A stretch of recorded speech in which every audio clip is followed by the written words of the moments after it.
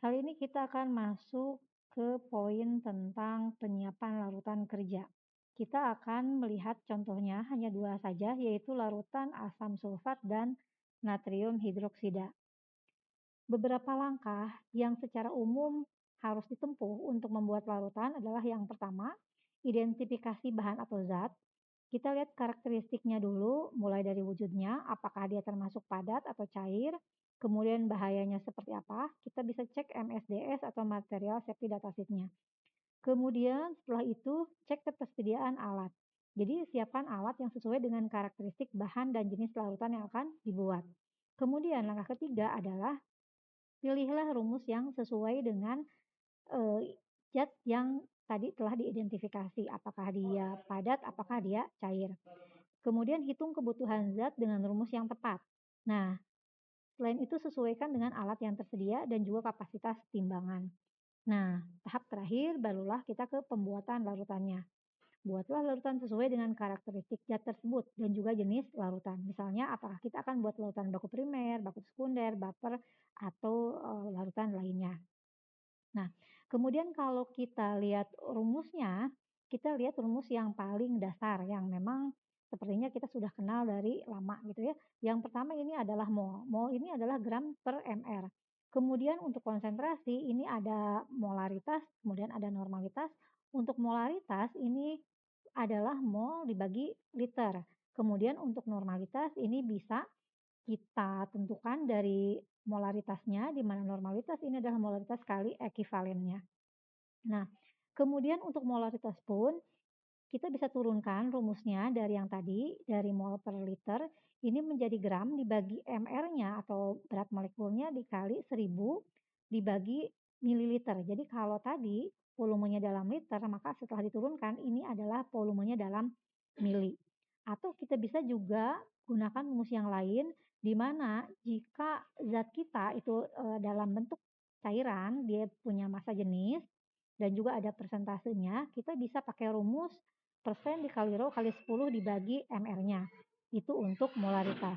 Sementara untuk normalitas, itu sebetulnya secara umum sama dengan molaritas, hanya saja berat molekulnya ini akan dibagi dengan ekuivalen. Demikian pula rumus turunannya yang tadi pakai persen dan massa jenis atau rho, ini juga sama, massa molekul relatifnya atau berat molekulnya ini akan dibagi oleh ekuivalennya. Kemudian untuk zat yang memang stoknya berupa cairan, jadi zat cair, ini kita tidak usah memasuki yang tadi ada gram-gramannya kecuali memang ada instruksi untuk ditimbang. Kalau zatnya cairan, kita akan pilih dengan rumus pengenceran saja. Jadi cukup pengenceran. Di mana untuk rumus pengenceran ini adalah konsentrasi dilambangkan dengan C dikali volume.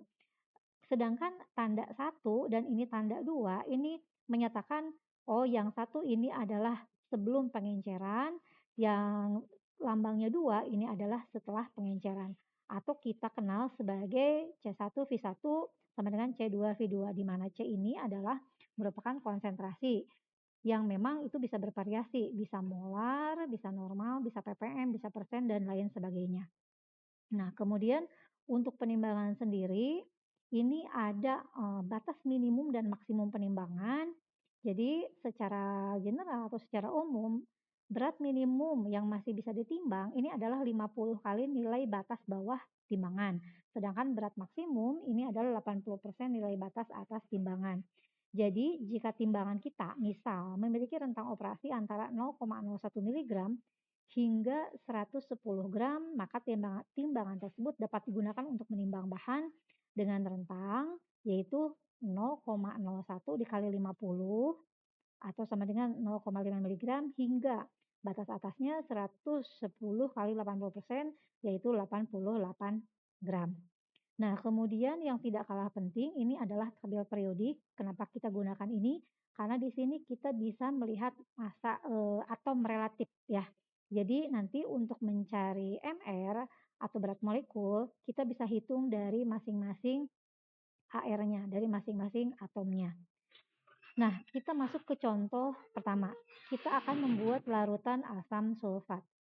Buatlah larutan asam sulfat 2 molar sebanyak 100 mili. Nah, sebagai catatan atau keterangan, ini yang tersedia adalah H2SO4 atau asam sulfat pekat 98%. Gimana nih kita harus menyelesaikan ini? Nah, yang pertama, kita harus identifikasi dulu si asam sulfat ini, lihat sifatnya. Nah, kita lihat kalau kita browsing atau kita langsung lihat di botolnya, ini ada beberapa piktogram. Mulai dari lambang-lambang ini kita harus kenali ini lambangnya apa, ini korosif, kemudian ini ada gambar tengkorak berarti dia beracun, kemudian gambar ini artinya dia beracun terhadap pernafasan. Nah, dengan melihat piktogram ini yang ada pada botolnya, kita tahu bahwa si asam sulfat ini cukup berbahaya dan kita harus menggunakan APD dengan tepat. Pakai jas lab, kemudian kita gunakan sarung tangan yang sesuai. Nah, kalau misalnya bahan kimia, minimal kita pakai sarung tangan yang nitril, bahannya nitril ya. Nah, kemudian kita pakai masker. Memang masker yang ideal adalah masker yang seperti ini gitu ya, kurang lebih. Bukan cuman masker kain sebetulnya ya. Nah, kemudian kalau kita lihat botolnya, ya penampakannya kurang lebih seperti ini, si asam sulfat ini. Kita perbesar si labelnya, kita lihat, kita zoom ya. Nah, di sini ada keterangan bahwa si asam sulfat ini 1 liter 1L sama dengan 1,84 kilogram.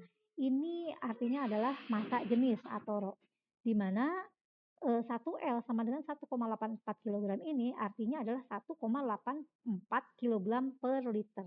Nah, kemudian di sini juga kita bisa lihat ada M. Nah, M itu adalah mR atau berat molekul yaitu 98,08 gram per mol. Nah, dari situ kita lihat kembali soalnya. Kita harus buat si larutan asam sulfat 2 molar gitu ya. Kemudian kita pilih nih rumusnya yang mana yang sesuai. Kita lihat rumusnya. Karena memang asam sulfat ini adalah merupakan zat cair, ya kita pilih saja rumus yang terakhir, yaitu rumus tentang pengenceran. Nah, tentunya untuk pengenceran ini C1V1. Nah, ini kan sebelum diencerkan, kemudian C2 V2 ini yang ditandai dengan angka 2 ini setelah diencerkan. Setelah pengenceran, kita lihat di soal ini harus 100 mili, berarti volumenya ada. Kemudian kan C itu adalah konsentrasi. Nah, si konsentrasinya ini belum ada karena di datanya yang ada adalah rho atau massa jenis dan juga berat molekul. Sehingga kita harus cari tahu nih gimana cara menghitung konsentrasi asam sulfat pekat yang 98% ini. Nah, kita bisa lihat ada 2 rumus yang kita bisa pakai. Yang pertama adalah kita cari konsentrasi atau molaritas dengan rumus mol per liter, atau kalau kita lihat dari data yang ada, ini ada massa jenis, kemudian ada konsentrasi persen dan juga berat molekul, kita bisa pakai rumus yang ini, persen kali rho kali 10 per mR. Jadi bisa pakai rumus yang ini. Jadi bisa pakai 2 ini. Kemudian setelah hasilnya dapat, kita akan mendapatkan konsentrasi asam sulfat pekat dalam molar. Nah, setelah dapat yang pekatnya, nah yang pekat itu berarti sebelum diencerkan, kita lambangkan dengan 1, ini kita akan substitusikan, kita masukkan ke C1 yang ini. Nah, kita akan mulai hitung. Kalau kita pakai rumus yang pertama, molar sama dengan mol per liter, di mana datanya ini yang tadi gitu ya, kita akan turunkan dulu bahwa mol itu adalah gram per mR. Jadi kalau kita breakdown gitu ya, kita turunkan, jadi molaritas sama dengan gram per mR per liter. Nah, kita lihat bahwa di data itu rho-nya atau massa jenisnya 1,84 kilogram per liter. Di sini yang ada yang dibutuhkan adalah gram per liter. Jadi sehingga kita rubah dulu dari kilogram ke gram. Berarti dikali 1000 sehingga nilainya akan menjadi 1840 gram per liter. Nah, ini kita substitusikan ke sini. Nah, setelah itu si MR-nya kita masukkan ke rumus yang ini juga. Sehingga kita akan mendapatkan 1840 ini rho-nya dibagi dengan 98,08 sebagai MR-nya. Nah, dari situ kita akan dapatkan hasil 18,8 molar. Tapi kita harus ingat bahwa konsentrasi ini adalah untuk asam sulfat yang 100%. Sehingga kalau kita lihat di kemasannya ini adalah 98%, berarti si konsentrasi ini harus kita kalikan dengan 98%, sehingga molaritasnya akan menjadi 18,8 kali 98%, yaitu 18,4 molar. Kemudian kalau kita pakai rumus yang berikutnya, nah, ini hasilnya sebetulnya kurang lebih ya sama saja. Nah, ini bisa langsung gitu ya. Ini dengan ada datanya persen, kemudian ada data massa jenis, kemudian ada data MR-nya juga kita masukin ke sini gitu ya. Nah, setelah kita masukin bahwa persentase dari asam sulfat pekat itu 98, kemudian Rho-nya adalah 1,84 kali 10 dibagi dengan MR-nya, maka kita akan juga mendapatkan konsentrasi yang sama, yaitu 18,4 molar. Nah, ini adalah asam sulfat pekat. Sehingga kalau kita kembali ke soal, kita harus membuat larutan asam sulfat 2 molar sebanyak 100 mili, maka masukinlah ke rumus yang pengenceran tadi.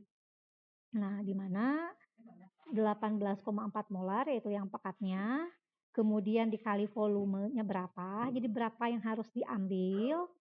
Nah, kemudian yang ini konsentrasi yang kedua, C2, ini adalah targetnya, yaitu 2 molar kali targetnya berapa? 100 mili. Nah, kemudian dari sana pakailah perhitungan biasa gitu ya.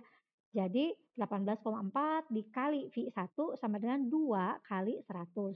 Sehingga V1-nya kita akan dapatkan adalah 10,9 mili. Maka dari hitungan ini kita tahu bahwa asam sulfat pekat yang harus kita ambil adalah banyak 10,9 mili dan nanti aquadesnya itu adalah sisanya. Ini di add atau ditanda bataskan sampai 100 mili. Nah, untuk pembuatannya kurang lebih seperti ini. Setelah kita hitung, kita akan mendapatkan bahwa asam sulfat pekat yang harus diambil adalah 10,9 mili. Nah, kemudian karena target kita adalah 100 mili, nah berarti ini 100 dikurangi 10,9. Nah, berarti sekitar 80. Ini nanti silakan hitung lagi, ini sepertinya agak kurang tepat ya, ini 81. Ini harusnya ada komanya juga, 81,1 kalau nggak salah ya, coba hitung lagi. Nah, jadi kurang lebih seperti ini. Yang pertama adalah jangan memipet larutan dari induknya. Jadi kalau kita punya asam sulfat pekat gitu ya dalam botol, jangan memasukkan apa-apa ke dalamnya. Jadi kita tidak bisa meyakinkan bahwa oh pipet yang kita gunakan itu terkontaminasi atau tidak. Jadi sehingga kita perlu alikot. Jadi alikot itu ambil larutannya secara sebagian saja. Jadi tuangkan dulu ke wadah. Nah, ini berapa yang harus dituangkan itu relatif bebas ya, ya secukupnya saja. Itu namanya di-alikot, jadi dipisahkan gitu ya. Nah, jadi yang kita pipet-pipet adalah larutan yang memang sudah kita alikot, yang sudah kita ambil, yang sudah kita pisahkan. Nah, berikutnya setelah kita pisahkan, setelah dialikot larutan induknya, baru kita ukur, siapkan gelas ukur. Tadi yang harus dipakai adalah yang harus diambil adalah 10,9. Jadi ukurlah sebanyak 10,9 mili. Nah, karena ini sudah dialikot ya kita bisa mipet-mipet dari gelas ukur sorry dari si baker ini ya, secara langsung. Nah, kemudian setelah, diukur pakai gelas ukur, kemudian siapkanlah aquadesnya. Aquadesnya disiapkan sebanyak tadi gitu ya, karena, yang dipipet adalah 10,9, maka sisanya itu adalah 90,89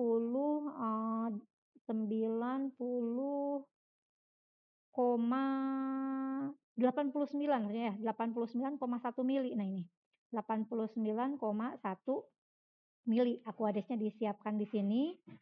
Kemudian si asam sulfat pekat tadi dituangkan ke dalam air yang tadi sudah disiapkan. Jadi secara prinsip untuk pembuatan larutan asam ya, asam kuat, ini siapkan dulu airnya. Setelah airnya siap, baru tuangkanlah asam. Seperti itu ya. Dan penuangannya ini harus lewat dinding pelan-pelan. Ini massa jenisnya cukup besar si asam sulfat pekat ini. Ini kalau nggak salah tuh 2 kali lipat dari air. Jadi ini kalau misalnya tidak hati-hati ini bisa nyiprat gitu ya. Jadi ingat selalu siapin air, tuangkan asam. Jadi jangan menuang air ke asam, tapi asam dituang ke air. Nah, berikutnya ini adalah bagaimana membuat larutan NaOH. Nah, kita ambil contoh, buat NaOH yang konsentrasinya sama kayak asam sulfat. Jadi buat NaOH 2 molar sebanyak 100 mili. Apa yang harus dilakukan? Sama seperti tadi, silahkan identifikasi dulu zatnya. Nah, dari zatnya kita bisa temukan bahwa si NaOH ini dari piktogram dia ya gitu ya, dia merupakan iritan, jadi menyebabkan iritasi, kemudian korosif dan juga berbahaya bagi lingkungan. Nah, kemudian secara fisik dia bentuknya adalah padat, berbeda dengan asam sulfat. Dia bentuknya padat, bulat-bulat, ya istilahnya ini adalah pelet. Nah, balik lagi ke yang tadi, dari piktogram yang ada, bagaimana dia berbahayanya, gunakanlah APD yang sesuai. Kemudian ada karakteristik lain yang memang khas, bahwa NaOH ini atau natrium hidroksida ini mudah menyerap kelembaban udara, sehingga dia dikatakan sebagai higroskopis. Nah, karena higroskopis, maka saat kita mentreatment atau membuat larutannya, kita harus menggunakan alas atau wadah dari kaca, yang intinya dia jangan nyerap air, jadi jangan pakai perkamen saat menimbang. Nah, kalau kita lihat lagi, balik lagi ke soalnya, bahwa, kita diminta untuk membuat larutan NaOH 2 molar sebanyak 100 mili, dan si NaOH ini adalah padatan, maka kita pakai saja rumus yang, molaritas sama dengan mol per liter, atau kita, breakdown saja yang, turunannya, yang gram per ml kali 1000 per mililiter. Kenapa? Karena memang di sini soalnya juga volumenya dalam mililiter. Nah, kemudian Eee, nah di sini kita butuh MR-nya, gram per ml kali 1000 per mililiter. Dari mana kita dapat MR-nya? Silahkan cek di tabel periodik, massa atom relatif dari masing-masing gitu ya, berapa AR dari Na, berapa ARO dan ARH. Na itu 23, kemudian O itu 16 dan H itu 1, sehingga kalau kita jumlahkan ini jumlahnya adalah 40. Nah, kemudian nanti si MR ini akan dimasukkan ke yang bagian MR yang 40, kemudian yang M ini atau molaritas ini kita masukkan dari soal. Ini adalah yang dimintanya adalah 2 gitu ya, 2 molar, masukkan 2 ke sini. Sehingga kita akan mendapatkan 2 sama dengan gram per 40 kali 1000 per 100, di mana 100 ini adalah jumlah atau mililiter, final volume yang memang diminta. Jadi larutannya harus dibuat dalam 100 mililiter. Sehingga dengan perhitungan matematis biasa, ini kita akan mendapatkan gram dari NaOH yang harus ditimbang ini adalah 8 gram. Nah, kemudian untuk langkah pembuatannya, karena NaOH tadi adalah zat yang higroskopis atau mudah menyerap kelembaban, jadi gunakanlah dari kaca, contohnya kaca arloji gitu ya.